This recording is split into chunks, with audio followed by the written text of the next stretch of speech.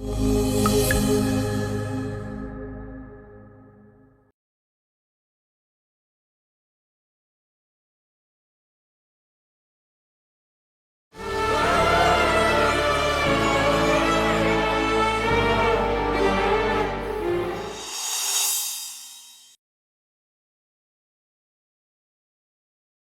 সোনকালে তেজপুৰলৈ আহচোন। তেজপুৰ? কিন্তু কিয় জেঠাই? সেইবোৰ কথা সুধি নাথাকিবি, মাত্ৰ তই গুচি আহচোন। আগতে কোৱাচোন হৈছে কি? মই কিয় হঠাৎ ঘৰলৈ যাব লাগে? মানে সকলো ঠিকে আছেতো জেঠাই? একো ঠিকে নাই অ'। কি হৈছে তুমি ভালকৈ কোৱাচোন। কোৱাচোন জেঠাই, নোকোৱা কিয়? মানে মানে মনন। কি হৈছে দেউতাৰ? মনন আৰু এই পৃথিৱীত নাই অ'। দেউতা নাই? অ', কি? প্ৰেছাৰ ষ্ট্ৰোক হ'ল। মাৰৰ অৱস্থাটো একেবাৰে বেয়া। মিতিৰ কুটুম গাঁৱৰ মানুহ সকলোবোৰ আহিছে, কিন্তু দেউতাৰৰ মুখাগ্নি তয়ে কৰিব লাগিব। সেইকাৰণে তই সোনকালে গুচি আহ দুহিতা, দেৰি নকৰিবি।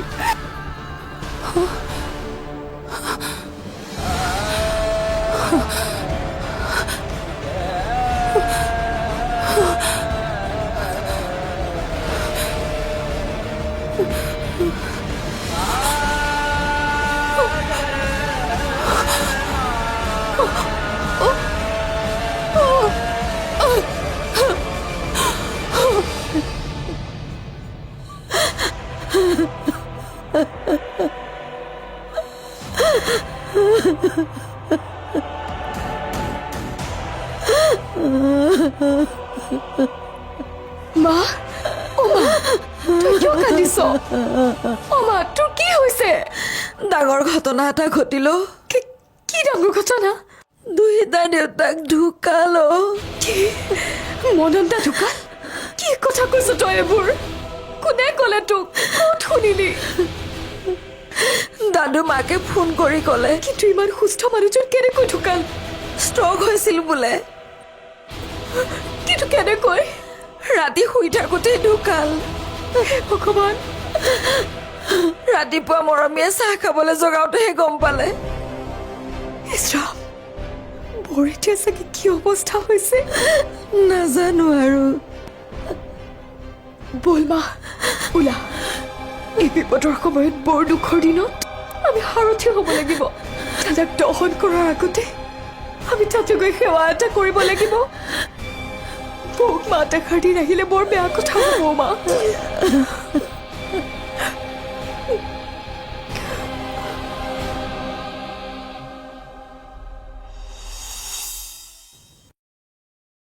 দুহিতা যোৱাৰ পিছত বিকিৰ আচৰণবোৰ মই কিবা অদ্ভুত দেখিছোঁ।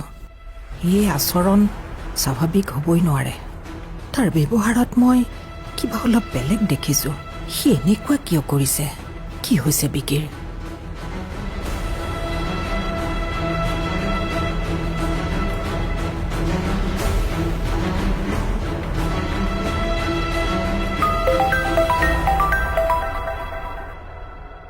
হেল্ল', সুৰজিত, মই কুন্তলা চলিহাই কৈছোঁ। সমৰেন্দ্ৰ চলিহাৰ ৱাইফ যে। হয় হয়, চিনি পাইছোঁ। আপুনি নিজৰ পৰিচয় মোক দিব নালাগে। আপোনাৰ ফোন নম্বৰ মোৰ তাত ছেভ আছে। তুমি ভালে আছা নহয়? আছোঁ বাইদেউ, আপোনাৰ ভালনে? আছোঁ আৰু। দাদাৰ খবৰটো পাই বৰ বেয়া লাগিল, কিন্তু মই তেতিয়া ঝাৰখণ্ডত থকাৰ বাবে খবৰ ল'ব নোৱাৰিলোঁ। অৱশ্যে মই বিক্ৰান্তক ফোন কৰি খবৰ লৈছিলোঁ। অ' হয় নেকি? সি মোক ক'বলৈ পাহৰিলে চাগে। অঁ, আচলতে তেতিয়া সকলোৰে মনবোৰ বেয়া আছিল যে, সেয়েহে ক'বলৈ থাকি গ'ল। হ'ব পাৰে। বাকী মই তোমাক কথা এটাৰ বাবে লগ কৰিব বিচাৰিছোঁ। তুমি আমাৰ ঘৰলৈ আহিব পাৰিবা নেকি এপাক? আজিতো ক্লিনিকত বাইদেউ বহুত পেচেণ্টৰ এপইণ্টমেণ্ট লোৱা আছে। গতিকে কাইলৈ যাওঁ নেকি? ঠিক আছে, কাইলৈ আহা তেনেহ'লে। কাইলৈ গ'লে একো অসুবিধা নহয়তো? নাই নহয়। তেন্তে মই কাইলৈ দিনৰ ভাগতে যাম আৰু মই যোৱাৰ 2 ঘণ্টা আগত আপোনাক মই ফোন কৰিম অঁ হ'ব ঠিক আছে বাইদেউ ৰাখিছোঁ ঠিক আছে মা কাৰ লগত কথা পাতি আছিলা সুৰ মানে আমাৰ পুৰণি মানুহ এজনৰ লগত দেউতাৰ ঢুকুৱাৰ খা খবৰ ল'লে অ'কে মা মই কথা এটা ভাবিছোঁ জানা কিবা ভাবিছ মই এই ঘৰটো ভাঙি দিওঁ তই পাগল হৈছ নেকি পাগল হোৱা নাই কিয় মই আগতে এই ঘৰটো ভাঙিব খুজিছিলোঁ কিন্তু তেতিয়া দেউতাই নিদিলে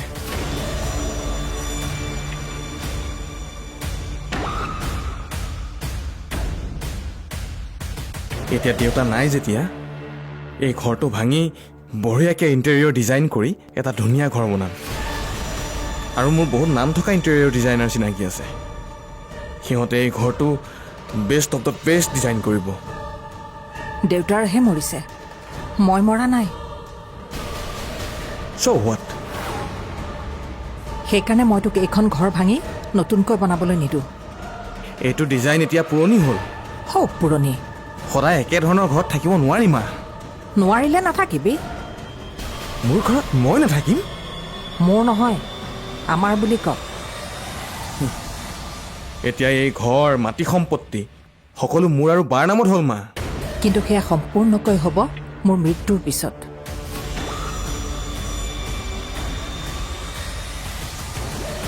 দেউতাৰ নাই মই মানিছোঁ কিন্তু দেউতাৰ স্মৃতিত এইখন ঘৰ সদায় থাকিব সেইকাৰণে মই তোক এইখন ঘৰ ভাঙিবলৈ নিদিওঁ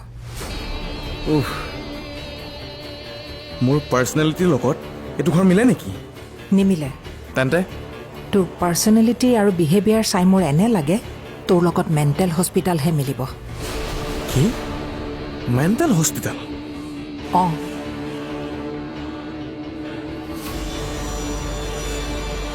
কথা ক'বলৈ আহিছে তোমাৰ ভাগ্য যে বিক্ৰান্ত চলিহাক তুমি জন্ম দিছা মই এইখন ঘৰৰ ল'ৰা নহ'লে এনেকুৱা এজন ল'ৰা পাবলৈ সেই ওপৰত থকাজনৰ ব্লেছিংছ লাগিব blessings I am the great I am powerful and perfect human being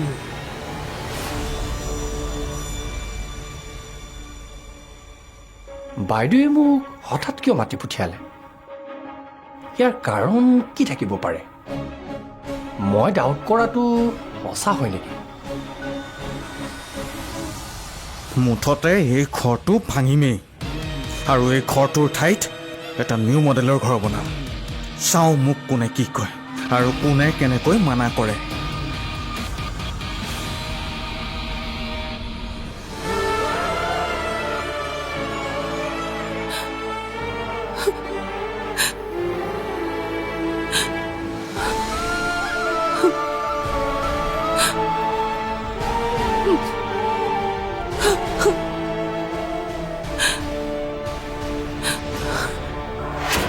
তুমি কাৰ পৰা পইচা ধাৰলৈ খুজিছা ধাৰলৈ নহয় তেন্তে কি মানে মই পাবলগীয়া আছিল তাকে খুজিছিলোঁ তুমি মিছাৰ আশ্ৰয় কিয় ল'বলগীয়া হৈছে দেউতা মিছাৰ আশ্ৰয় নলৈ আৰু কি কৰিম মা কেনেকৈ কওঁ তোৰ এই দেউতাৰ আৰু দেৱলীয়া অৱস্থাটোৰ কথা সৎ পথেৰে চলা মানুহেও কেতিয়াবা জেলৰ ভাত খাব লাগে গৰিহণা খাবলগীয়া হয় এবাৰ অপৰাধী বুলি প্ৰতিষ্ঠিত হোৱাৰ পিছত মানুহে পইচা ধাৰলৈ দিবলৈ ভয় কৰা হ'ল কি মই জেল খাটি অহাৰ বাবে মানুহবোৰে চাগে মোক বিশ্বাসত ল'বলৈ টান পাইছে দেউতা তুমি তুমি যাওঁ বুলিয়ে গুচি গ'লা ন প্ৰথমে শহুৰ দেউতা তাৰপিছত তুমি নোহোৱা আজি 2 মাহেই হ'ল মই কষ্ট নোপোৱাকৈ থাকিবৰ বাবে তুমি ধাৰ লোৱাৰ কথা ভাবিছিলা মই বিক্ৰান্তৰ আগত লাজ নাপাবলৈ তুমি বিক্ৰান্তৰ টকাখিনি ধাৰ মাৰিবলৈও দিনে ৰাতিয়ে কষ্ট কৰিছিলা এতিয়া তোমাৰ দৰে মোৰ বাবে কোনে চিন্তা কৰিব দেউতা কোনে কৰিব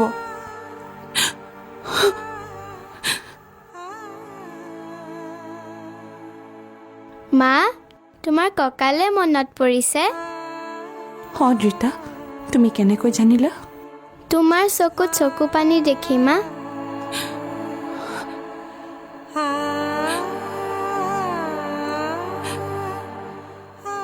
অ' মা তুমি নাকান্দিবা ককা আমাৰ লগত নাথাকিলেও ভগৱানৰ ওচৰত আছে, মানে তৰাৰ দেশত আছে। আৰু তৰা হৈ আমাক দূৰৰ পৰা চাই আছে। তুমি ঠিকেই কৈছা মা। দেউতাই আমাক দূৰৰ পৰাই চাই আছে আৰু আমাক সকলোকে আশীৰ্বাদ দি আছে।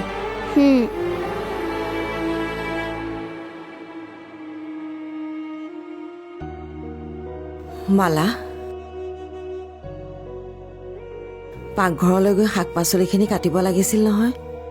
সময়ত খাবলৈ নাপালে বিজুলীৰ খং উঠিব। এইখিনি কৰি যাম ৰমা। ঠিক আছে।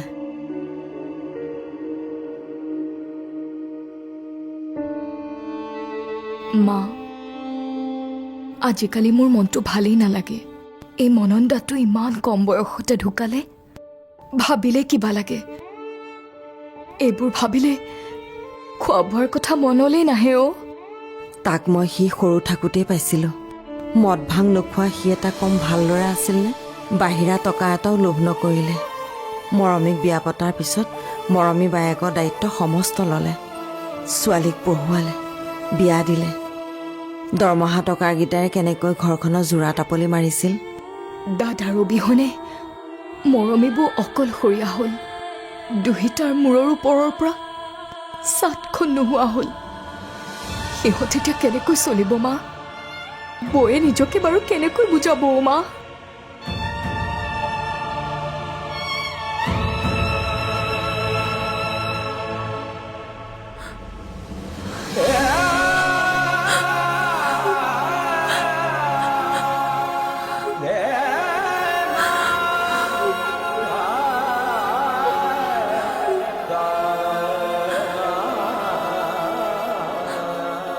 নাখাই নবৈ উজাগৰে থাকি কেৱল মননৰ কথা ভাবি থাকিলেই জানো মনন ঘূৰি আহিব?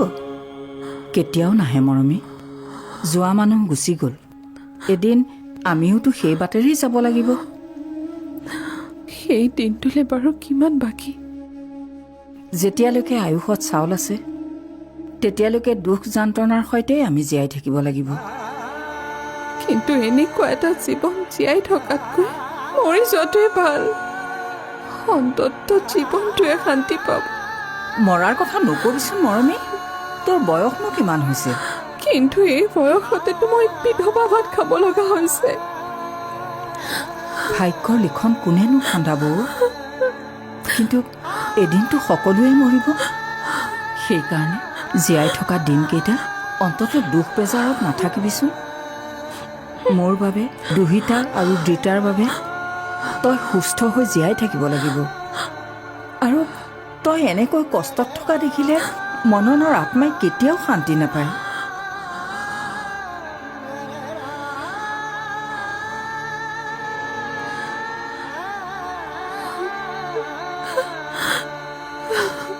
মা, মই বহুত আনলাকি ন?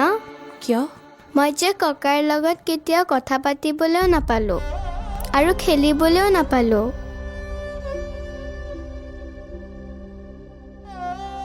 ৰীতা, তুমি মোৰ ছোৱালী হলা বাবে আনলাকি হলা। আম চৰি। মোক ক্ষমা কৰি দিবা। মই তোমাক তুমি তোমাৰ ককা আইতাৰ পৰা বিচৰা মৰমখিনি দিব নোৱাৰিলোঁ।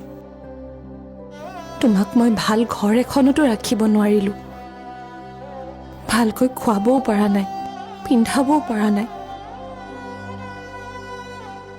মই বহুত বেয়া ন? নহয় মা, তুমি বেয়া নহয়।